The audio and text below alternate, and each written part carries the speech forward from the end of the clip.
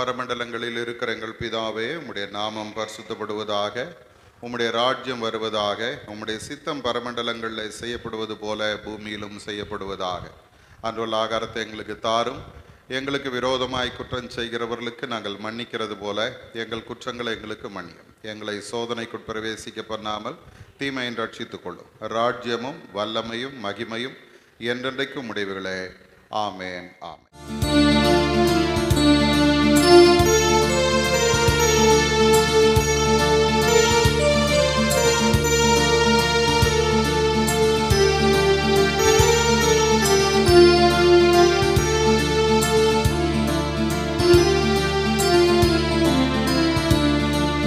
பிரசன்னம் தாரும் தேவனே, உந்தன் சமூகம் தாருமே. இயேசுவே, உந்தன் நாமத்தில் இந்நேரம் நாங்கள் கூடி வந்தோம். இயேசுவே, உந்தன் நாமத்தில் இந்நேரம் நாங்கள் கூடி வந்தோம். பிரசன்னம் தாரும் தேவனே, பக்தர்கள் போற்றும் நாதா, பரிசுத்த தேவன் நீரே. பக்தர்கள் போற்றும் நாதா, பரிசுத்த தேவன் நீரே. கேருவின் சேராவின் துதி பாடிடும் பரனேனின் பாதம் பணிகின்றோம். கேருவின் சேராவின் துதி பாடிடும் பரனேனின் பாதம் பணிகின்றோம். பிரசன்னம் தாரும் தேவனே, நீரல்லால் இந்த பாரில் தஞ்சம் வேறாரும் இல்லை. நீரல்லால் இந்த பாரில் தஞ்சம் வேறாரும் இல்லை. உந்தனின் சமூகத்தான் இளைப்பாறிட சந்ததம் உம்மருள்ளி தேடுமே. உந்தனின் சமூகத்தான் இளைப்பாறிட சந்ததம் உம்மருள்ளி தேடுமே. பிரசன்னம் தாரும் தேவனே. நாம் நின்ற வண்ணமாகவே சற்று நேரம் கர்த்தரை நாம் துதித்து ஆராதித்து ஆண்டவருடைய வார்த்தைக்கு நாம் கடந்து செல்வோம். இந்த அருமையான இந்த நேரத்திலும் ஆண்டவருடைய சமூகத்திலே நாம் வரும்படியாக கர்த்தர் நமக்கு தந்த இந்த உன்னதமான கிருபைக்காக நாம் எல்லாரும் ஆண்டவரை கொஞ்ச நேரம் நன்றியோடு ஸ்தோத்திரிப்போமா. ஹல்லேலூயா. ஸ்தோத்திர ஆண்டவரே, ஸ்தோத்திரம் அப்பா, ஸ்தோத்திரிக்கிறோம், உம்மை துதிக்கிறோம் ஆண்டவரே, உம்மை மகிமைப்படுத்துகிறோம் ஆண்டவரே, உம்மை வாழ்த்துகிறோம் சுவாமி, உம்மை போற்றுகிறோம். ஹல்லேலூயா, ஹல்லேலூயா. கர்த்தர் நம்மோடு கூட இருக்கிறார். வேதம் சொல்லுகிறது, சேனைகளின் கர்த்தர் நம்மோடு இருக்கிறார். யாக்கோபின் தேவன் நமக்கு உயர்ந்த அடைக்கலமானவர். அந்த உன்னதமான ஆண்டவர் இந்த நாளிலும் நம்மோடு கூட அடைக்கலமாக, கேடகமாக, நம்முடைய உயர்ந்த அடைக்கலமாய் கர்த்தர் நம்மோடு இருக்கிறாரே, அதற்காக கர்த்தரை நன்றியோடு கூட ஸ்தோத்தரிப்போம். ஹல்லேலூயா, ஹல்லேலூயா, ஹல்லேலூயா. ஆண்டவருடைய தயவுள்ள கரம் நம் ஒவ்வொருவர் மேலும் நன்மையாக இருக்கிறதுக்காக கர்த்தரை ஸ்தோத்திரிங்க. ஹல்லேலூயா. நம்முடைய ஆண்டவர் நம்மை தெரிந்தெடுத்த தேவன், நம்மை பெயர் சொல்லி அழைத்த தேவன், நீ என்னுடையவன் என்று நம்மிடத்தில் உரிமை பாராட்டுகிற ஒரு உன்னதமான ஆண்டவர். ஹல்லேலூயா. ஆண்டவர் நம்மை தம்முடைய பிள்ளைகளாக, தம்முடைய சுதந்திரவாளிகளாக கர்த்தர் தெரிந்தெடுத்திருக்கிறாரே, அதற்காக ஆண்டவரை நன்றியோடு ஸ்தோத்திரிங்க. நாம் எங்கேயோ கிடந்தோம், ஆண்டவரை விட்டு தூரமாய் கிடந்தோம், கர்த்தரை அறியாதவர்களாய் இருந்தோம், ஆண்டவருடைய அன்பை உணராதவர்களாய் இருந்தோம். அப்படிப்பட்ட சூழ்நிலையிலும் ஆண்டவர் நம்மை நேசித்து தம்முடைய சமூகத்தில் நம்மை கொண்டு வந்து நிறுத்தி இருக்கிறாரே, அதற்காக ஆண்டவருக்கு நன்றி சொல்லுங்க. ஹல்லேலூயா, ஹல்லேலூயா. அவர் நம்மை அறிந்திருக்கிறவர், அவர் நம்மை காண்கிற தேவர். எல்லாரும் நம்முடைய ஆண்டவருக்கு முன்பாக நம்மை ஒரு விசை அர்ப்பணிப்போம். ஆண்டவரே, நீர் என்னை காண்கிற தேவனாய் இருக்கிறீரப்பா. என்னுடைய எல்லா சூழ்நிலைகளும் உமக்கு தெரியும், என்னுடைய எல்லா நிலைமைகளும் உமக்கு தெரியும். ஹாலே லூயா, ஹாலே லூயா. ஆண்டவர் நம்மை காண்கிற தேவன். ஹாலே லூயா. அவர் நம்முடைய எல்லா சூழ்நிலையிலும் நமக்கு துணையாய் இருக்கிற தேவன். ஒரு நாள் கர்த்தர் நம்மை தனிமையாய் விடவில்லை.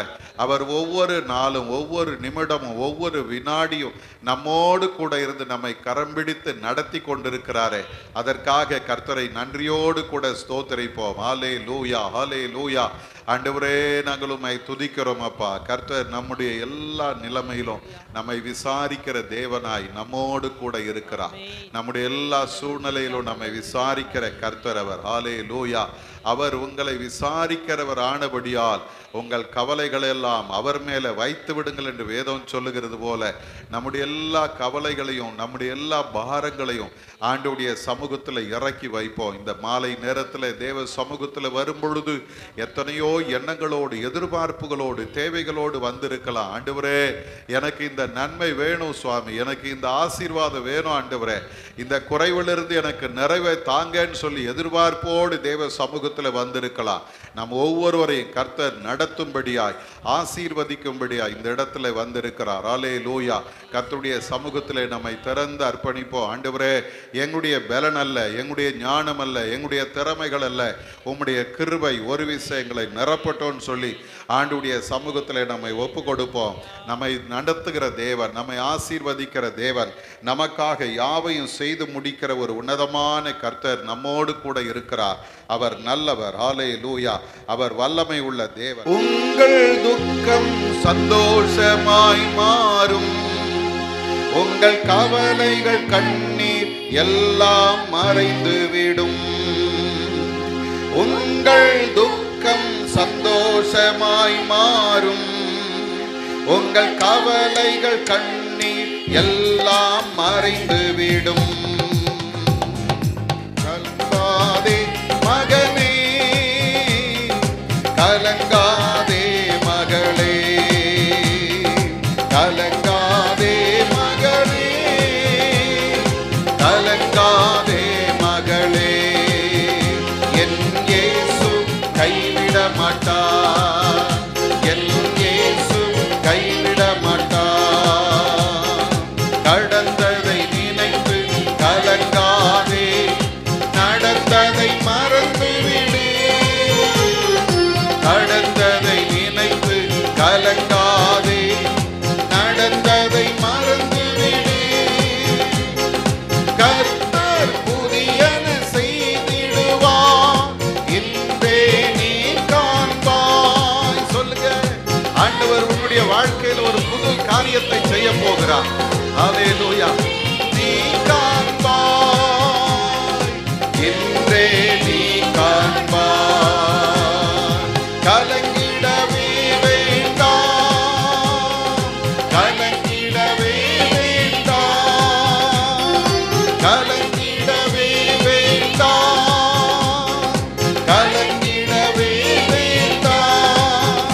உன் இயேசு கைவிட மாட்டார், உன் இயேசு கைவிட மாட்டார்.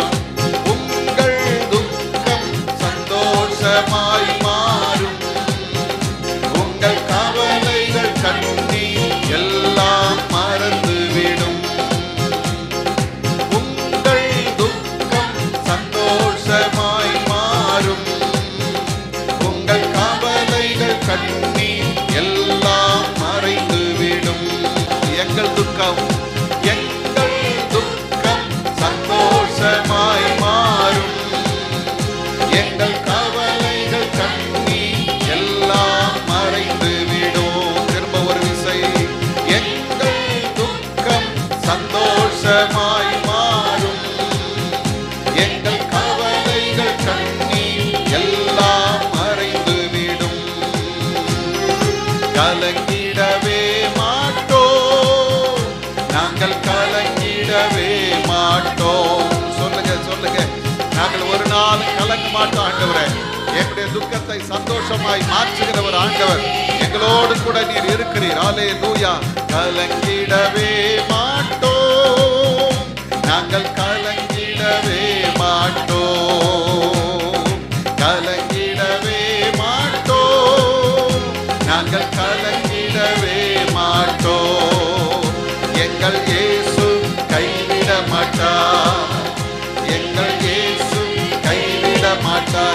நம்பிக்கையோட சொல்லுங்க, என் ஆண்டவரே நீர் ஒரு நாள் என்னை கைவிட மாட்டீரப்பா. ஹல்லேலூயா. உன்னை வெட்கப்படுத்துவதற்கு கர்த்தர் உன்னை ஒருபோதும் கைவிட மாட்டார். உன்னை ஒரு நாள் ஆண்டவர் சத்துருக்களுக்கு முன்பாக தலை கவிழ்ந்து நிற்க விட மாட்டார். உன்னை தலை நிமிர்ந்து நிற்க பண்ணுகிற ஒரு ஆண்டவர் உன்னோடு கூட இருக்கிறார். உன்னை கரப்பிடித்து நடத்துகிறவர் உன்னோடு கூட இருக்கிறார். ஹல்லேலூயா. ஆண்டவருடைய வல்லமை, ஆண்டவருடைய வல்லமை ஒவ்வொருவர் மேல இந்த நேரத்தில் இறங்கி கொண்டிருக்கிறது. நன்றி அப்பா, நன்றி அப்பா, நன்றி ஆண்டவரே. கரம் பிடித்துக் கொள்ளுங்க. ஹல்லேலூயா. எங்கள் இயேசு கைவிட மாட்டார். ஹல்லேலூயா. எல்லாரும் கரங்களை உயர்த்தி, ஆண்டவரே நாங்க வெட்கப்பட்டு போக மாட்டோம் சுவாமி, நாங்க குறைவுபட்டு போக மாட்டோம்ப்பா. இந்த நாட்களில நீர் எங்களை நடத்துகிற இந்த பாதைகளுக்காக உமக்கு ஸ்தோத்திரம். ஆண்டவரே எங்களுடைய துக்கத்தை சந்தோஷமாய் மாற்றுகிறீர். ஹல்லேலூயா. எங்களுடைய கண்ணீரை ஆனந்த களிப்பாய் மாற்றுகிறீரப்பா. ஹல்லேலூயா. ஒரு நாள் நீர் எங்களை கைவிட மாட்டீங்க. எங்க கூட இருந்து எங்களை கரம் பிடித்து நடத்துவீர் ஆண்டவரே. எல்லாரும் விசுவாச அறிக்கை பண்ணுங்க. சத்துருக்களுக்கு முன்பாக எனக்கு ஒரு பந்தியை ஆயத்தப்படுத்துவீர் ஆண்டவரே. எண்ணெயால் எங்கள் தலையை அபிஷேகம் பண்ணுவீர். எங்கள் பாத்திரம் நிரம்பி வழியும். ஹல்லேலூயா. நாங்கள் குறைபட்டு போக மாட்டோம். நிறைவான நன்மைகளை நீர் எங்களுடைய வாழ்க்கையில தரப்போகிறீர். அதற்காக உமக்கு ஸ்தோத்திரம் ஆண்டவரே. ஹல்லேலூயா. ஹல்லேலூயா. கர்த்தரை தேடுகிறவர்களுக்கோ ஒரு நன்மையும் குறைபடாது. ஆண்டவர் இந்த நேரத்தில் நம் ஒவ்வொருவரையும் ஆசீர்வதிக்கும்படி நம் நடுவிலே கடந்து வந்திருக்கிறார். ஹல்லேலூயா. நன்றி ஆண்டவரே. உம்மை நன்றியோடு ஸ்தோத்திரிக்கிறோம். கிருபை நிறைந்த எங்கள் நல்ல ஆண்டவரே, இந்த அருமையான இந்த நாளுக்காக உமக்கு ஸ்தோத்திரம் அப்பா. இந்த நாளிலும் நீர் எங்களுக்கு தந்திருக்கிற இந்த நல்ல தருணத்திற்காக உம்மை துதிக்கிறோம். எத்தனையோ பேருக்கு கிடைக்காத ஒரு பாக்கியத்தை எங்களுக்கு தந்து உம்முடைய சமூகத்தில் நாங்கள் வரவும், உம்மை நோக்கி பார்க்கவும், ஆண்டவரே உம்மை ஆராதிக்கவும் எங்களுக்கு நீர் உதவி செய்திருக்கிறீர். உமக்கு நன்றி சொல்லுகிறோம். இந்த நேரத்தில் எங்களை முற்றிலுமாக உம்முடைய சமூகத்தில் அர்ப்பணிக்கிறோம். நீர் பொறுப்பு எடுத்துக்கொள்ள இந்த நேரத்தை எங்களுக்கு ஆசீர்வாதமாக மாற்றித்தார். உம்முடைய வார்த்தைகளை நாங்கள் தியானிக்கும் பொழுது ஆண்டவர் எங்களோடு கூட நீர் பேசும்படியாய் ஜெபிக்கிறோம். உம்முடைய அழைப்பை நாங்கள் உறுதிப்படுத்தி கொண்டவர்களாய் எங்களுடைய வாழ்க்கையில் இன்னும் நாங்கள் உம்மை நெருங்கி சேர்ந்து உமக்கு சாட்சிகளாய் வாழ இந்த நேரத்தை எங்களுக்கு ஆசீர்வாதமாக மாற்றித்தார். கண்மலையும் மீட்பரும் ஆகிய கர்த்தாவே, எங்களுடைய வாயின் வார்த்தையும் எங்களுடைய இருதயத்தின் தியானமும் உம்முடைய சமூகத்தில் பிரீதியாய் இருப்பதாக. ஆமேன். ஆமேன். உட்கார்வோம். அல்லேலூயா. கர்த்தர் நல்லவர். கொஞ்சம் சத்தமாக தான் சொல்லுங்களேன். கர்த்தர் நல்லவர். அல்லேலூயா. இந்த நாளிலும் உங்கள் யாவரையும் ஆண்டவருடைய நாமத்தினாலே வாழ்த்துகிறேன், வரவேற்கிறேன். ஆண்டவர் தாமே இந்த நாளுக்கும் இந்த நேரத்திற்கும் உரிய எல்லா ஆசீர்வாதங்களினாலும் உங்களை நிறைத்து வழி நடத்துவாராக. இந்த லெந்து நாட்களிலே தொடர்ச்சியாக நாம் சிந்திக்க தெரிந்து கொண்ட வேத வசனம் 1 கொரிந்தியரின் புஸ்தகம் 1ஆம் அதிகாரம் 26வது வசனத்துடைய முதல் பகுதி. யாராயிலும் ஒருத்தர் வாசி. எப்படியெனில் சகோதரரே, நீங்கள் அழைக்கப்பட்ட அழைப்பை பாருங்கள். நீங்கள் அழைக்கப்பட்ட அழைப்பை பாருங்கள். ஆண்டவர் நம் எல்லாரையும் அழைத்திருக்கிறார் என்று நாம் சிந்தித்தோம். நம் எல்லாருக்கும் ஒரு நோக்கத்தை கர்த்தர் வைத்திருக்கிறார் என்று சிந்தித்தோம். அந்த நோக்கத்திலே, அந்த அழைப்பிலே நீங்களும் நானும் உறுதியாக இருக்க வேண்டும் என்று கர்த்தர் விரும்புகிறார் என்று நாம் சிந்தித்தோம். ஆகவே இந்த நாட்களிலே ஆண்டவர் அழைத்த மனிதர்களுடைய வாழ்வை குறித்து நாம் சிந்திக்கிறோம். ஆண்டவர் எந்த சூழ்நிலையில் எப்படி அழைத்தார் என்பதை நாம் சிந்தித்து கொண்டிருக்கிறோம். இந்த நாளிலும் இந்த 21வது நாளிலே ஆண்டவருடைய வார்த்தையாக நாம் சிந்திக்கிற இந்த அழைப்பு, எரேமியாவை கர்த்தர் அழைத்த அழைப்பை குறித்து நாம் சிந்திக்கிறோம். இந்த எரேமியாவினுடைய அழைப்பு கொஞ்சம் வித்தியாசமானது. எரேமியாவினுடைய அழைப்பு பார்த்தீங்கன்னா மற்ற தீர்க்கதரிசிகளை போல அல்ல. இந்த எரேமியாவினுடைய தீர்க்க தரிசனம் என்பது மிக விசேஷமானது. காரணம் என்ன அப்படின்னா, இந்த எரேமியா சிறு வயதிலேயே கர்த்தராலே ஊழியத்திற்கென்று அழைக்கப்பட்டவர். அவருடைய சூழ்நிலை என்ன அப்படின்னு பார்த்தீங்கன்னா, பேசுறதுக்கு தெரியாத சிறு பிள்ளையாக இருக்கிறேன் என்று சொல்லி தன்னை குறித்து அவர் சொல்றார். அப்படிப்பட்ட ஒரு சாதாரண ஒரு நிலையில் இருந்த ஒரு இளம் வாலிபன் என்று சொல்லலாம். அவனை ஆண்டவர் அழைத்து அவனை எப்படி பயன்படுத்தினார் என்று பார்ப்போமானால், தேசங்களுக்கு தீர்க்கதரிசிகளாக மாற்றினார். ஒரு மக்கள் கூட்டத்திற்காக அல்ல, ஏதோ ஒரு குறிப்பிட்ட சமுதாயத்திற்காக அல்ல. எரேமியாவை கர்த்தர் அழைத்த அழைப்பு எதற்காக தெரியுமா? தேசங்களுக்கு தீர்க்கதரிசியாக கர்த்தர் அவனை அழைத்தார். அவனுடைய தேசத்தில் நடக்க போகிற காரியங்களை குறித்து பேசும்படி அழைத்தார். அவனுடைய நாட்களிலே அநேக கள்ள தீர்க்கதரிசிகள் இருந்த பொழுதும் எரேமியா கடவுளுடைய வார்த்தையை பேசும்படி ஆண்டவர் அழைத்தார். அழைத்தது மாத்திரமல்ல, இந்த எரேமியா கர்த்தருடைய வார்த்தையை பேசுவதினாலே அவன் அதிகமான துன்பங்களை அனுபவித்தான். எனக்கு அருமையான தேவ ஜனமே, பல நேரங்களில் நாம் நினைப்போம், எனக்கு ஆண்டவர் வரங்களை கொடுத்துட்டா, எனக்கு ஆண்டவர் வல்லமையை கொடுத்துட்டா, என்னை எதிர்த்து நிற்க ஒருத்தராலையும் முடியாது அப்படின்னு நம்ம நினைப்போம். ஆனால் ஆண்டவருடைய வல்லமையும் வரங்களும் எரேமியாவுக்கு இருந்தது. கர்த்தர் நேரடியாக எரேமியாவோடு பேசினார். ஆனாலும் இந்த எரேமியா ஆண்டவருடைய வார்த்தையை பேசினதினாலே அவன் நிந்திக்கப்பட்டான், அவன் அடிக்கப்பட்டான், வேதனைகளை அனுபவித்தான், அவமானங்களை அனுபவித்தான். அவனுக்கு நம்ம ஏற்கனவே ஒரு முறை இந்த எரேமியாவை குறித்து சிந்தித்திருக்கிறோம். எப்போதும் அழுகிற ஒரு தீர்க்கதரிசி, கண்ணீரும் கம்பளையுமாய் இருந்த ஒரு மனிதன், தன்னுடைய தேசத்தினுடைய நெருக்கடியை பார்த்து அழுதான், தன்னுடைய மக்களுடைய சூழ்நிலையை பார்த்து அழுதான். ஆகவே இந்த இடத்துல நீங்க பார்த்தீங்கன்னா, இந்த எரேமியாவுக்கு புலம்பும் தீர்க்கதரிசின்னு பேர். அவர் தான் புலம்பலையும் எழுதினார். அப்போ இந்த எரேமியாவுடைய வாழ்க்கையில் நீங்கள் பார்த்தீங்கன்னா, அவனுடைய அழைப்பை இன்றைக்கு நாம் சிந்திக்க போகிறோம். எடுத்துக்கொள்ளுங்கள், எரேமியாவின் புஸ்தகம் 1ஆம் அதிகாரத்தை உங்களுடைய கரங்களில் எடுத்து வச்சுங்க. இந்த எரேமியா 1ஆம் அதிகாரத்தை நீங்கள் பார்ப்பீர்களானால், இந்த 1ஆம் அதிகாரத்திலேயே ஆண்டவருடைய அழைப்பை நாம் பார்க்கிறோம். 5வது வசனத்தை பாருங்க. நான் உன்னை தாயின் வயிற்றில் உருவாக்கும் முன்னே அறிந்தேன், நீ கற்பத்திலிருந்து வெளிப்படும் முன்னே நான் உன்னை பரிசுத்தம் பண்ணி உன்னை ஜாதிகளுக்கு தீர்க்கதரிசியாக கட்டளையிட்டேன் என்று சொன்னார். ஜாதிகளுக்கு, தேசங்களுக்கு, மக்கள் இனங்களுக்கு உன்னை தீர்க்கதரிசியாக கட்டளையிட்டேன் என்று ஆண்டவர் சொல்லுகிறார். அருமையானவர்களே, இந்த நிலையில தான் நீங்க இந்த எரேமியாவை குறித்து, அவனுடைய அழைப்பை குறித்து பார்ப்பீர்களானால், முதல்ல இந்த ஆண்டவர் எரேமியாவை அறிந்திருந்தார் என்பது மிக முக்கியமான ஒன்று. அந்த முதல் வார்த்தையை பாருங்க. நான் உன்னை தாயின் வயிற்றில் உருவாக்கும் முன்னே உன்னை அறிந்தேன். அல்லேலூயா. எனக்கு அருமையான தேவ ஜனமே, ஆண்டவர் இந்த எரேமியாவுக்கு மட்டும் இல்லை, இங்க உட்கார்ந்து இருக்கிற அத்தனை பேரையும் பார்த்து ஆண்டவர் சொல்றாரு, தாயின் கருவிலே உருவாகும் போது அல்ல, உருவாக்கும் முன்னமே. அப்படின்னா என்ன அர்த்தம்? அம்மா வயிற்றில் நம்ம வர்றதுக்கு முன்னாலேயே ஆண்டவர் நம்மை அறிந்திருந்தார். அறிந்திருந்தார்னு என்னது? தெரிந்து வைத்திருந்தார். பார்க்கறது ஒன்று, அதை விட இன்னொன்று என்ன அப்படின்னா தெரியும். ஒருத்தரை நம்ம பார்க்குறோம் இல்லை, இப்போ சப்போஸ் நீங்கள் ஒருத்தரை எனக்கு அறிமுகப்படுத்துறீங்க, ஆனால் அவரை எனக்கு ஏற்கனவே தெரியும். நான் என்ன சொல்லுவேன் தெரியுமா? இவரை தெரியுமே எனக்கு அப்படின்னா அதுக்கு பின்னால் நிறைய அர்த்தங்கள் இருக்குது. இவர் யாருன்னு தெரியும், இவர் பேர் தெரியும், இவர் குணாதிசயம் தெரியும், இவர் என்னென்னலாம் பண்ணாருன்னு தெரியும், இவர் எங்கே இருந்தாருன்னு தெரியும். தெரியும் அப்படின்றது இல்லையா? அந்த தெரியும்ன்ற வார்த்தையை தான் இந்த அறிதல் அப்படின்றதுக்கு அர்த்தம். இன்னைக்கு நல்லா கவனிங்க, மனிதன் நம்மை அறிந்திருக்கிறது கொஞ்சம், ஆனால் கர்த்தர் நம்மை அறிந்திருக்கிறது மிக அதிகம். ஒரு அல்லேலூயா சொல்லுங்க. எங்க இருந்து அறிந்திருக்கிறார் தெரியுமா? என் தாயின் கருவிலே நான் உருவாகிறதற்கு முன்னமே கர்த்தர் என்னை அறிந்து வைத்திருக்கிறார். அல்லேலூயா.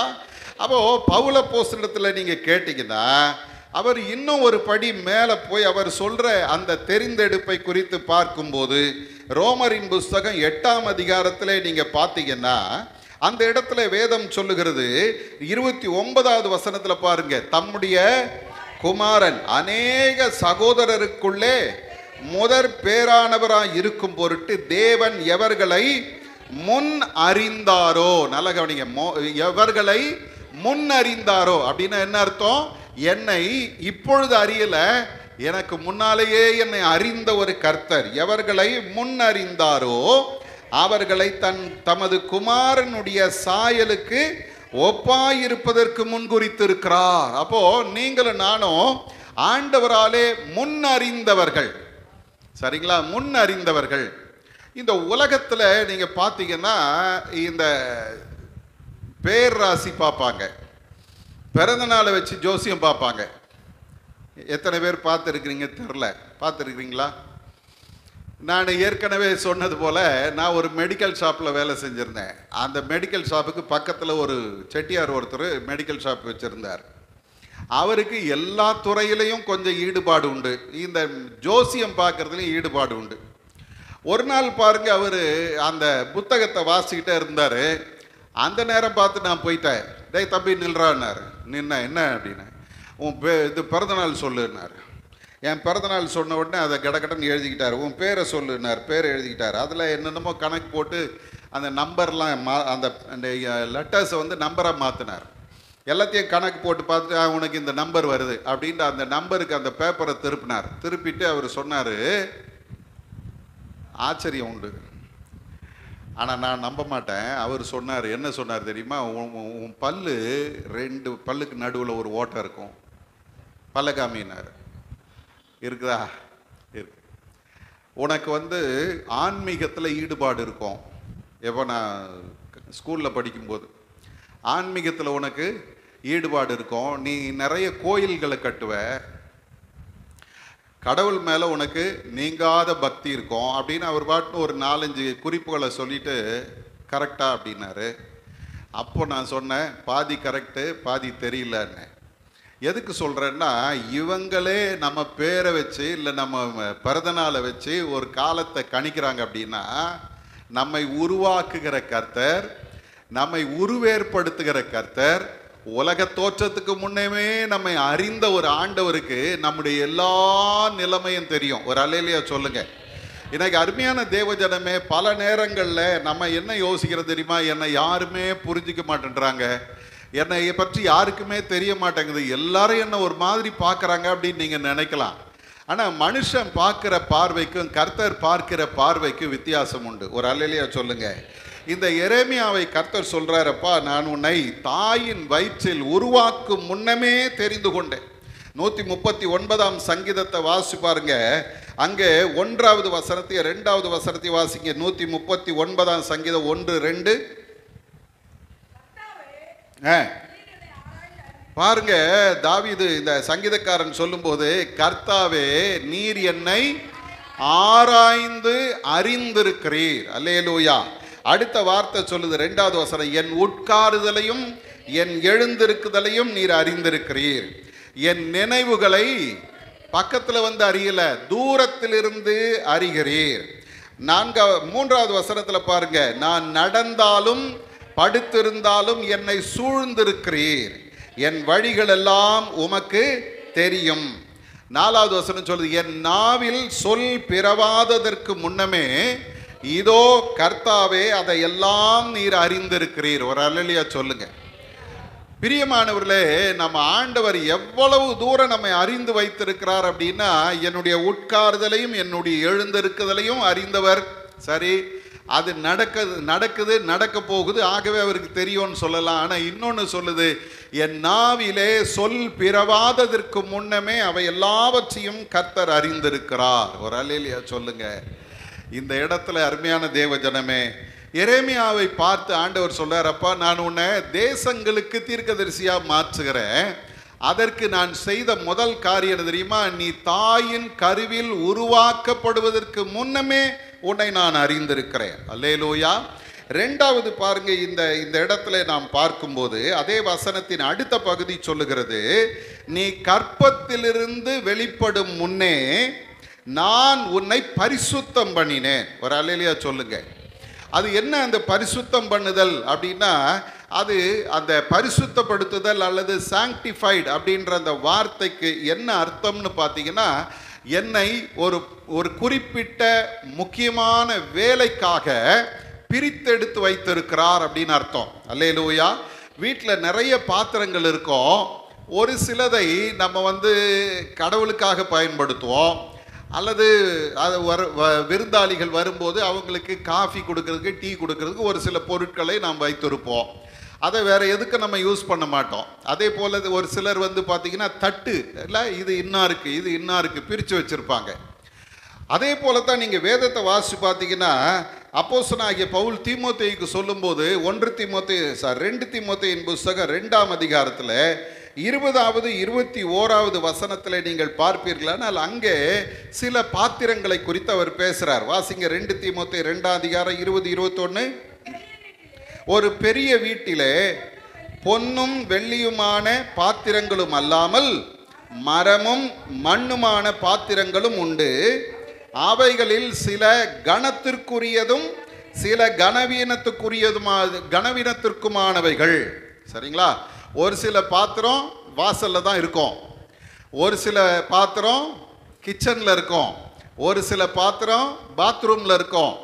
அது அங்கே இங்கே மாறுச்சுன்னா அதை வந்து என்ன சொல்லுவாங்க, ஐயோ இந்த போய் இங்கே கொண்டு வந்தியேன்னுவாங்க. அப்படிதானே? இப்போ ஆண்டவர் பாருங்க, உங்களை என்னையும் தம்முடைய பரிசுத்தமான பணிக்கு நம்மை அவர் பரிசுத்தப்படுத்தி தெரிந்தெடுத்திருக்கிறார். ஒரு அல்லேலூயா சொல்லுங்க. 1 ராஜாக்களின் புஸ்தகத்தில் 7ஆம் அதிகாரம் 51வது வசனத்தை நீங்கள் வாசிப்பீர்களானால் கர்த்தருடைய ஆலயத்தில் பயன்படுத்துவதற்கான பாத்திரங்களை அல்லது பொருட்களை சாலமோன் பரிசுத்தம் பண்ணி வைத்தான். வாசிங்க 1 ராஜாக்கள் 7:51. ராஜாவாகிய சாலமோன் கர்த்தருடைய ஆலயத்துக்காக செய்த வேலைகளெல்லாம்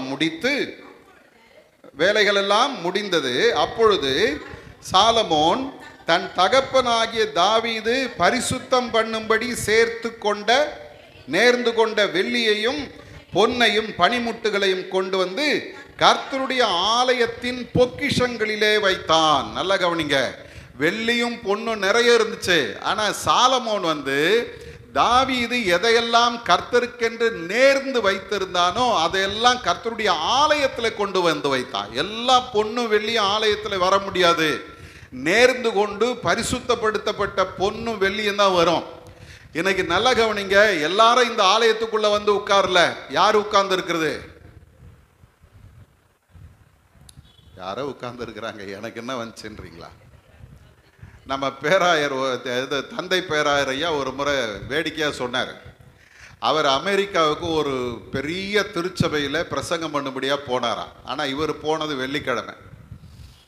அந்த பெரிய திருச்சபையில் அவர் அந்த திருச்சபை குறித்து கேள்விப்படும் போது 7000 பேர் ஒரு ஆராதனையில் கலந்து கொள்வார்களாம். அவ்வளவு பெரிய திருச்சபை. ஆனால் வெள்ளிக்கிழமை அவர் போய் பிரசங்கத்துக்கு போன பொழுது ஒரு 200 பேர் வந்திருந்தாங்களாம். எவ்வளோ பேர் வருவாங்க? அங்கே 7000 பேர் வர்ற இடத்துல 200 பேர் வந்திருந்தாங்க. அப்போது இவர் அந்த சர்ச்சினுடைய போதகரை பார்த்து கேட்டாரா, உங்கள் சர்ச்சு மெம்பர்ஸ் எவ்வளவு அப்படின்னாராம். அவர் சொன்னாரா, ஏன் சர்ச்சு மெம்பர்ஸ் 200 பேருன்னாராம். உடனே இவர் கேட்டாரா, இன்னும் 200ன்றீங்க, உங்கள் சர்ச்சுக்கு 7000 பேர் வருவாங்கன்னு சொல்லி கேள்விப்பட்டனே அப்படின்னா அவர் சொன்னாரா, ஆமாம் வருவாங்க, ஆனால் எல்லா ஆராதனையிலும் கலந்து கொள்கிறவங்க 200 பேர் தான். அவங்க தான் உண்மையான மெம்பர்ஸ் இல்லை, இந்த சர்ச்சுக்கு உண்மையான மெம்பர்கள். அப்போ இந்த சர்ச்சில் எவ்வளோ பேர் இருந்தாலும் கர்த்தருடைய சமூகத்தில் வந்து உட்காருவதற்கென்று ஆண்டவர் உங்களை தெரிந்தெடுத்திருக்கிறார். எத்தனை பேர் நம்புறீங்க? நமக்கும் ஏதோ ஒரு அவசர வேலை வந்திருந்தால் நம்ம இந்த இடத்துல வந்திருக்க முடியாது. நமக்கும் ஏதோ ஒரு பலவீனம் வந்திருந்தால் நம்ம இந்த இடத்துல வந்திருக்க முடியாது. ஆனால் கர்த்தர் நம்மை தெரிந்தெடுத்தவர் மட்டுமல்ல, அறிந்தவர் மட்டுமல்ல, நம்மை பரிசுத்தப்படுத்தி நீ இந்த இடத்துல உட்காரணும்னு உங்களை கொண்டு வந்து உட்கார வச்சிருக்கிறாரு. அதுக்காக நீங்கள் ஆண்டவருக்கு நன்றி சொல்லணும். அல்லேலூயா. இன்னைக்கு நீங்கள் எதேச்சையா இந்த இடத்துல வரல, ஆண்டவருடைய சமூகத்தில் வந்திருக்கிறீங்கன்னா ஆண்டவர் உங்களை இந்த இடத்துல கொண்டு வந்திருக்கிறார், பரிசுத்தப்படுத்தி கொண்டு வந்திருக்கிறார், தெரிந்தெடுத்து கொண்டு வந்திருக்கிறார். அல்லேலூயா. யோவானின் புஸ்தகம் 15ஆம் அதிகாரத்தின் 16வது வசனத்தில் ஆண்டவர் தம்முடைய சீஷர்களை பார்த்து சொல்றாரு, நீங்கள் என்னை தெரிந்து கொள்ளவில்லை, நான் உங்களை தெரிந்து கொண்டேன். அல்லேலூயா. அவர் நம்மை தெரிந்தெடுத்திருக்கிறார். இன்றைக்கு எரேமியாவை பார்த்து சொன்ன அதே ஆண்டவர் உங்களை என்னையும் பார்த்து சொல்றாரு, உன்னை நான் ஒரு முக்கியமான வேலைக்காக தெரிந்தெடுத்திருக்கிறேன், உன்னை வேறு பிரித்திருக்கிறேன். நீ உலக மனிதர்களோடு உட்கார்ந்து இருப்பதற்காக அல்ல, என் பாதத்தில் உட்கார்ந்து இருப்பதற்காக உன்னை தெரிந்தெடுத்திருக்கிறேன். அல்லேலூயா. மூணாவது, இந்த எரேமியாவை நீங்க பார்த்தீங்கன்னா, இவரை அழைத்த ஆண்டவர் என்ன பண்றாரு அப்படின்னு பார்க்கும்போது 6வது வசனத்துல இருந்து வாசிங்க. 6:7. எரேமியா 1 அதிகாரம் 6:7. கர்த்தராகிய ஆண்டவரே, இதோ நான் பேச அறியேன், சிறு பிள்ளையாய் இருக்கிறேன் என்றேன். ஆனாலும் கர்த்தர், நான் சிறு பிள்ளை என்று நீ சொல்லாதே, நான் உன்னை அனுப்புகிற எல்லாரிடத்திலும் நீ போய் நான் உனக்கு கட்டளையிடுகிறவைகளெல்லாம் நீ பேசுவாயாக. அருமையான தேவஜனமே, மூணாவது, இந்த எரேமியாவை பார்த்தீங்கன்னா, நான் ஏற்கனவே சொன்னது போல அவன் ஒரு இளம் வாலிபன். அவனுக்கு பேசுறதுக்கு தெரியாது. அதாவது பேச தெரியாதுன்னா பேசவே தெரியாதுன்னு அர்த்தம் இல்லை. கொஞ்சம் அப்படி அழகா ஜனங்க கேட்குற மாதிரி, விரும்புகிற மாதிரி, ஜனங்களை கவருகிற மாதிரி பேச தெரியாது. அவன் சொல்கிறான், ஐயா, நான் என்னை தீர்க்கதரிசியாக நீங்கள் தெரிந்தெடுத்தீங்கன்னா உம்முடைய வார்த்தையை நான் ஜனங்களுக்கு சொல்கிறதுக்கு எனக்கு திறமை கிடையாது. உம்முடைய வார்த்தையை சொல்வதற்கு எனக்கு பயமாக இருக்குது. உம்முடைய வார்த்தையை சொல்கிறதுக்கு எனக்கு தெரியாது அப்படின்னு அவன் சொல்கிறான். அதை தான் அங்கே சொல்லுகிறது, நான் பேச அறியேன், சிறு பிள்ளையாக இருக்கிறேன். இன்னும் எனக்கு அனுபவம் வரல ஆண்டவரே. நிறைய நேரங்களில் வெளியே இருந்து பேசுவாங்க. வெளியே பேசுனாங்கன்னா அவங்கள போல பேசுறதுக்கு ஆள் கிடையாது. அவ்வளவு இலக்கண சுத்தமாக, அவ்வளோ அழகாக நிறுத்தி நிதானமாக 4 பேர் அப்படியே கவர்ந்து இழுக்கிற மாதிரி பேசுவாங்க. அவங்கள கூட்டிகிட்டு வந்து இங்கே நிறுத்தி பாருங்க. இதுதான் உண்மை. ஏன் தெரியுமா? ஆண்டவருடைய வார்த்தையை பேசுகிறது சாதாரண விஷயம் இல்லை. ஆண்டவர் அதற்காக தெரிந்தெடுத்து பரிசுத்தப்படுத்தி அவர்களை தம்முடைய சமூகத்தில் கொண்டு வந்து நிறுத்துகிறவர் மாத்திரமல்ல, வார்த்தை அவருடைய வாயில வைக்கிறார். ஒரு அல்லேலூயா சொல்லுங்க. எரேமியா சொல்ற, எனக்கு தெரியாத ஆண்டவரேன்னு உடனே ஆண்டவர் சொல்றார், அப்ப நீ ஒன்றும் பெரிய கவலை எல்லாம் படாத, நான் சிறு பிள்ளை என்று நீ சொல்லாதே, நான் உன்னை என்ன பண்ணியிருக்கிறேன். 2 காரியத்தை செய்ய சொல்றார். நல்ல கவனிங்க. நீங்களும் நானும் தைரியமா ஆண்டவருடைய வார்த்தையை பேசணும்னா 2 காரியம் கண்டிப்பா செய்யணும். என்ன தெரியுமா? 1, நான் உன்னை அனுப்புகிற எல்லாரிடத்திலும் போ. எங்கெல்லாம் ஆண்டவர் கொண்டு போறாரோ தைரியமா போங்க. அல்லேலூயா. என்ன எப்படி பயப்படுறீங்க? ஒரு அல்லேலூயா சொல்லுங்க. எங்க கொண்டு போறாரு அங்க தைரியமா போங்க. என்ன பேச சொல்றாரோ அதை மட்டும் பேசுங்க. அல்லேலூயா.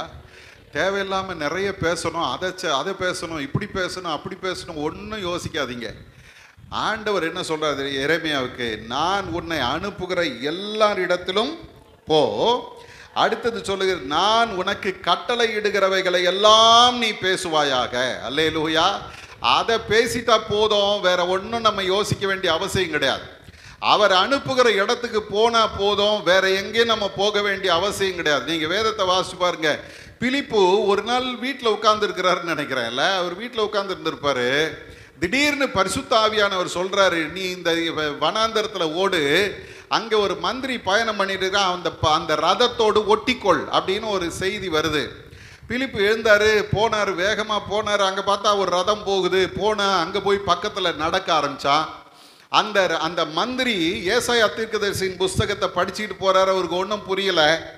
இப்போ பாருங்க, இந்த பிலிப்பு அந்த மனிதனிடத்தில் கேட்கிறாரு, நீ வாசிக்கிற இந்த பகுதி உனக்கு தெரியுமான்னு கேட்கிறாரு. அவன் சொல்றான், யாராவது ஒருத்தர் எனக்கு சொன்னாதானே தெரியும், எனக்கு புரியலன்னு. உடனே பிலிப்பு அந்த மனிதனுக்கு அந்த வசனத்தை விளக்கி சொல்றான். நல்லா கவனிங்க. பிலிப்பு பெரிய பிரசங்கெல்லாம் பண்ணல, அவன் படிச்சுட்டு இருந்த ஒரு வேத பகுதியை அவனுக்கு விளக்கி சொன்னா, நீ இந்த இடத்துக்கு போன பொழுது முடிஞ்சு போச்சு. இப்ப பாருங்க, வேதம் சொல்லுது, அந்த மந்திரி ஆண்டவரை அங்கேயே அவன் ஏற்றுக்கொண்டான். அப்படி போற வழியில பக்கத்துல தண்ணீர் இருக்கிறது. அவனே கேட்கிறான், தண்ணீர் இருக்குது, ஞான ஸ்நானம் பெறுவதற்கு என்ன தடைனா? வாப்பா கொடுத்துட்றேன்னு ஞான ஸ்நானம் கொடுத்து அவனை வண்டியில ஏற்றி அந்த பக்கம் அனுப்பிட்டு பரிசுத்த ஆவியானவர் இவனை கொண்டு போயிட்டார்.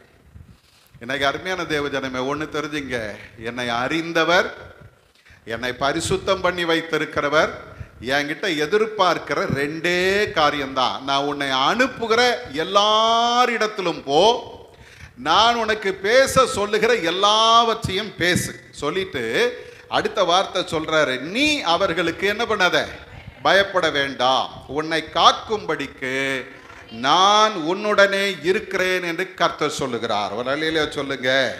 பரிசுத்தம் பண்ணின ஆண்டவர் இப்ப அடுத்தது என்ன பண்றாரு? தைரியப்படுத்துறாரு. பயப்படாத, நீ தனியா போகல, நான் உன் கூட இருக்கிறேன்.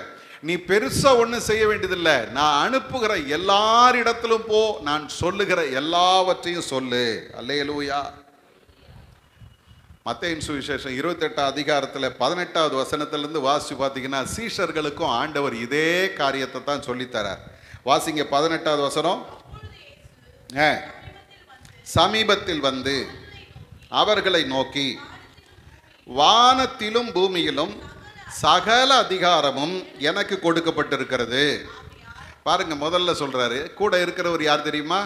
வானத்திலும் பூமியிலும் சகல அதிகாரம் பெற்றவர் நம்ம கூட இருக்கிறாரு. அவர் சொல்றாரு, நீங்கள் புறப்பட்டு போய் சகல ஜாதிகளை சீஷராக்கி பிதா குமாரன் பரிசுத்த ஆவியின் நாமத்தினாலே அவர்களுக்கு ஞானஸ்நானம் கொடுத்து நான் உங்களுக்கு கட்டளையிட்ட யாவையும் அவர்கள் கை கொள்ளும்படி அவர்களுக்கு உபதேசம் பண்ணுங்கள். நல்லா கவனிங்க, எதை பேசணும்?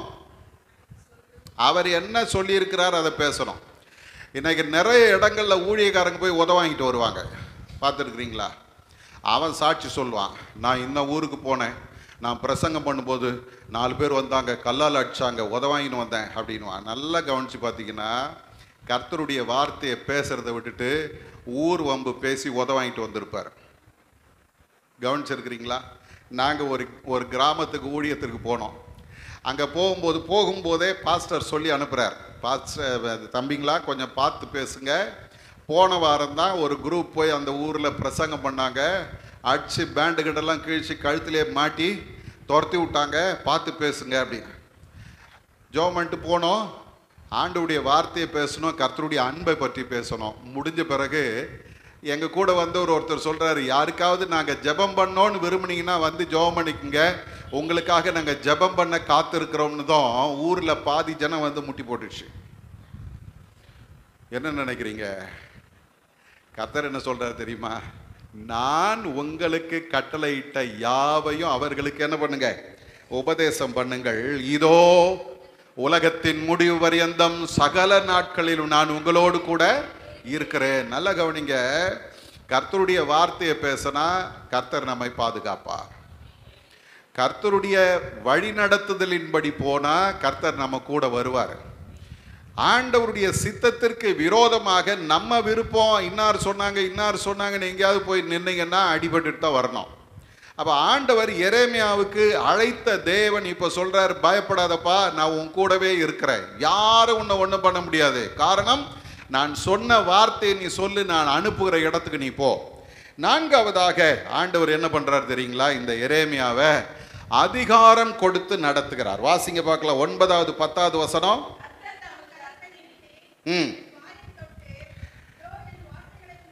ஆண்டவர் என்ன பண்றாரா பாருங்க, தமது கரத்தை நீட்டி என் வாயை தொட்டு, இதோ என் வார்த்தைகளை உன் வாயிலே வைக்கிறேன். பாருங்க, இப்போ எரேமியாவுக்கு ஆண்டவர் தருகிற அடுத்த ஒரு காரியம் என்ன தெரியுமா? பார், பிடுங்கவும் இடிக்கவும் அழிக்கவும் கவிழ்க்கவும் கட்டவும் நாட்டவும் உன்னை நான் இன்றைக்கு ஜாதிகளின் மேலும் ராஜ்யங்களின் மேலும் ஏற்படுத்தினேன் என்று கர்த்தர் என்னுடனே சொன்னார். ஒரு அல்லேலூயா சொல்லுங்க. 4வது கர்த்தர் என்ன பண்றார் தெரியுமா? அவனுக்கு ஒரு அதிகாரம் கொடுக்கிறார். அவருடைய வாயை தொட்டு, நல்லா கவனிங்க, நேற்று தினத்திலே நாம் ஏசாயாவை பார்த்தோம். அவன் தீர்க்கதரிசியாக அழைக்கப்பட்ட பொழுது கர்த்தருடைய தண்டனையும் ஆண்டவர் தருகிற நன்மையையும் சொல்லும்படி கர்த்தர் அவனை அழைத்தார். அப்போ அவன் ஆண்டவருடைய அந்த மகிமையான காட்சியை பார்த்தபோது அவன் தன்னுடைய அற்பமான நிலையை உணர்கிறான். அவன் சொல்றான், அசுத்த உதடுகள் உள்ள மனுஷன், அசுத்த உதடுகள் உள்ள ஜனங்கள் நடுவிலே வாசம் பண்ணுகிறேன். உடனே சேராபீன்ல ஒருத்தன் என்ன பண்றா தெரியுமா? அங்க கர்த்தருடைய சமூகத்திலிருந்து அக்கினி தடலை கொண்டு வந்து அவன் நாவை தொட்டு நீ பரிசுத்தமாக்கப்பட்டாய்ன்னு சொன்னார். இப்ப பாருங்க, எரேமியாவுக்கு நடக்கிறது என்ன தெரியுமா? ஆண்டவர் அவன் வாயை அவரே தொடுறார். தொட்டு அவனை பார்த்து சொல்றாரு, இதோ என் வார்த்தைகளை உன் வாயிலே வைக்கிறேன். அது எப்படிப்பட்ட வார்த்தை தெரியுமா? இடிக்கும், கட்டும், பிடுங்கும், அழிக்கும், கவிழ்க்கும், நாட்டும், அவ்வளவு அதிகாரமும் கர்த்தருடைய வார்த்தையில உண்டு. எத்தனை பேர் நம்புறீங்க? அல்லேலூயா. ஒரு ஊழியக்காரர் சொன்னாரு, அவர் பிரசங்கம் பண்ணிட்டு இருக்கிறார், கர்த்தருடைய வார்த்தையை பேசிட்டு இருக்கும்போது ஒருத்தன் வேகமா கல் எடுத்துட்டு ஓடி வந்தானா, பேசுறத நிறுத்துறா அப்படின்னு இப்படி கையை நீட்டிட்டு இந்த கல்லை இப்படி உயர்த்தினா பாருங்க. இந்த மனுஷன் மேல இருந்து இயேசுவின் நாமத்தினால உன்னை கட்டுறேன்னாரான். இப்படியே நின்றுச்சு, கையும் 2 கையும் இப்படி நின்றுச்சு. கத்துறானா, ஐயா ஐயா தெரியாம பண்ணிட்டேன், எனக்காக ஜெபம் பண்ணுங்க, எனக்காக ஜெபம் பண்ணுங்க. கொஞ்ச நேரம் பொறுத்து இவனுக்காக ஜெபம் பண்ணதும் அந்த கை கட்டுகள் நீங்கினது. இப்போ அவன் சொல்றான், உன் தெய்வம் வல்லமை உள்ள தெய்வம். எனக்கு ஆண்டவருடைய வார்த்தையை நீங்களும் நானும் பேசும்போது அது எப்படிப்பட்ட வார்த்தை தெரியுமா? ஆண்டவருடைய அதிகாரத்தை பெற்ற வார்த்தைகள். அல்லேலூயா. என்னைக்கு இல்லைனால என்னைக்காவது ஒரு நாள் அந்த வார்த்தை நிச்சயமாய் கிரியை செய்யும். ஆண்டவர் சொல்றார், என் வார்த்தை ஒரு நாளும் வெறுமையாய் திரும்பாது, அது தான் அனுப்பப்பட்ட நோக்கத்தை நிறைவேற்றும் வரைக்கும் அது அமைதியா இருக்காது. அல்லேலூயா. எனக்கு நீங்களும் நானும் கொடுத்து வச்சவங்க. ஏன் தெரியுமா? கர்த்தருடைய நாமத்தினால நம்ம பேசுகிற வார்த்தை ஒவ்வொன்றும் அதிகாரமுள்ள வார்த்தை. அது பிசாசை துரத்தும், அது வியாதிகளை குணமாக்கும், அது சத்துருவின் வல்லமைகளை மேற்கொள்ளும், எல்லா சாபங்களையும் முறியடிக்கும். நீங்கள் சொல்கிற வார்த்தை அநேகருடைய வாழ்க்கையை கட்டும், நீங்கள் சொல்கிற வார்த்தை அநேகருடைய கட்டுகளை கட்டவிழ்க்கும். அல்லேலூயா. இன்னைக்கு உங்களுக்கு எனக்கு ஆண்டவர் அந்த அதிகாரத்தை கொடுத்துருக்கிறார். அதை அப்படியே நம்பி ஆண்டவரை எரேமியாவுக்கு கொடுத்த அதே வல்லமையும் அதிகாரத்தையும் நீங்கள் எனக்கு கொடுக்குறீங்கப்பா, உமக்காக நான் ஓட உழைக்க என்னை பலப்படுத்துங்க. எல்லாரும் அப்படியே கண்களை மூடுவோமா? தேசங்களுக்கு தீர்க்கதரிசியாக கர்த்தர் உங்களையும் என்னையும் அழைக்கிறார். நம்ம நினைக்கலாம், நான் சாதாரணமானவன், எனக்கு என்ன தெரியும். அந்த எரேமியாவை போல பல நேரங்களில் நம்ம சொல்கிறோம், எனக்கு பேச தெரியாதுயா, எனக்கு பாட தெரியாது, எனக்கு ஜெபிக்க தெரியாது, எனக்கு படிக்க தெரியாது, சொல்லிக்கிட்டே இருக்கிறோம். தெரியாது தெரியாதுன்னு தான் சொல்கிறோம். ஆனால் ஆண்டவரே, நீங்கள் என்னை தொடுங்கப்பா, நீங்கள் என்னை பலப்படுத்துங்கப்பா, உம்முடைய வார்த்தை என் வாயில வைங்கப்பா, நீங்கள் என்னை நடத்துங்கப்பான்னு சொல்லி அர்ப்பணிக்கிற ஒரு கூட்டத்தை கர்த்தர் இந்த மாலை நேரத்தில் இந்த இடத்துல தேடுகிறார். உங்களை கொண்டு அநேகருடைய வாழ்க்கையை கர்த்தர் கட்டப்போகிறார். உங்களை கொண்டு அநேகருடைய வாழ்க்கையில் இருக்கிற கட்டுகளை கர்த்தர் அவிழ்க்க விரும்புகிறார். உங்களை கொண்டு அநேகரை கர்த்தர் ஆசீர்வதிக்க விரும்புகிறார். உங்களை கொண்டு அநேகரை கர்த்தர் மேன்மையாய் நடத்தும்படி விரும்புகிறார். நீ சொல்லும் வார்த்தை நிச்சயமாய் நிறைவேறும். காரணம், தாயின் கருவிலே உருவாகும் முன்னமே கர்த்தர் நம்மை அறிந்து வைத்திருக்கிற தேவன். இந்த மாலை நேரத்தில் ஆண்டவருடைய சமூகத்தில் தைரியமா சொல்லுங்க, அப்பா, என் தாயின் வயிற்றிலே நான் உருவாக்கப்படும் முன்னமே நீர் என்னை அறிந்த தேவன். என்னை ஆண்டவரே கற்பத்திலிருந்து வெளிப்படும் முன்னமே என்னை பரிசுத்தமாக்கி உம்முடைய ஊழியத்திற்கென்று ஏற்படுத்தின தேவன். ஹல்லேலூயா. ஆண்டவரே, உம்முடைய வார்த்தையை நில வைத்திருக்கிறீர், உம்முடைய நடத்துதலை, உம்முடைய ஆலோசனை எனக்குள்ள வைத்திருக்கிறீர். அதற்காக உமக்கு ஸ்தோத்திரம்னு சொல்லுங்க. எல்லாவற்றுக்கும் மேலாக உம்முடைய அதிகாரமுள்ள வார்த்தைகளை என்னிடத்துல நீர் வைத்திருக்கிறீர். ஆண்டவரே, நான் போகிற இடத்திலெல்லாம் அதை நான் சொல்லும்படி ஆண்டவர் என்னை பலப்படுத்தோன்னு சொல்லி அவருடைய கரத்தில் அர்ப்பணிப்போமா? நீங்களும் கர்த்தருக்கென்று ஒரு தீர்க்கதரிசியாய் எழும்பும்படி ஆண்டவர் விரும்புகிறார். ஒப்பு கொடுப்போமா? என்னால் முடியாது, எனக்கு தெரியாது, இப்படியே எவ்வளோ நாள் சொல்லிட்டு இருக்க போகிறோம். ஆண்டவர் சொல்றார், அப்படி சொல்லாத, நான் உன்னை உருவாக்கும் முன்னமே அறிந்திருக்கிற தேவன். உன்னை பரிசுத்தம் பண்ணி, உன்னை அதிகாரம் கொடுத்து, உன்னை தைரியப்படுத்தி நடத்துகிறேன். பரிசுத்தமுள்ள எங்கள் நல்ல ஆண்டவரே, இந்த வார்த்தைகளுக்காக ஸ்தோத்திர ஆண்டவரே. இந்த வார்த்தையின்படியே எங்களையும் நீர் முன்னறிந்த தேவன். எங்களை நீர் பரிசுத்தப்படுத்தி உம்முடைய கனமுள்ள ஊழியத்திற்கு எங்களை அழைத்திருக்கிற தேவன். நீர் எங்களை இந்த இடத்துல கொண்டு வந்திருக்கிறீர். நாங்கள் இந்த இடத்துல அமர்ந்திருப்பது உம்முடைய தெரிந்தெடுப்பு சுவாமி. அந்த உன்னதமான ஆண்டவர் எங்களை தைரியப்படுத்துகிறீர். நான் உன்னை அனுப்புகிற எல்லா இடத்திலும் போ, நான் உனக்கு சொல்லுகிற எல்லா வார்த்தையும் சொல்லு, ஒருவனும் உன்னை எதிர்த்து நிற்க முடியாது, நான் உன்னோடு கூட இருக்கிறேன்னு சொல்லுகிறீரப்பா. அந்த உன்னதமான தேவனுடைய அதிகாரமுள்ள வார்த்தை என்னுடைய வாயில வைத்திருக்கிறீர். அதை அதிகாரத்தோடு பேசுவதற்கு நீர் எங்களை பலப்படுத்தும். இந்த நேரத்தில் எங்களை தாழ்த்துகிறோம். இந்த அழைப்பிலே தரித்து நிற்க கிருபை செய்யும். இயேசுவின் மூலம் ஜெபிக்கிறோம் எங்கள் நல்ல பிதாவே. ஆமேன், ஆமேன்.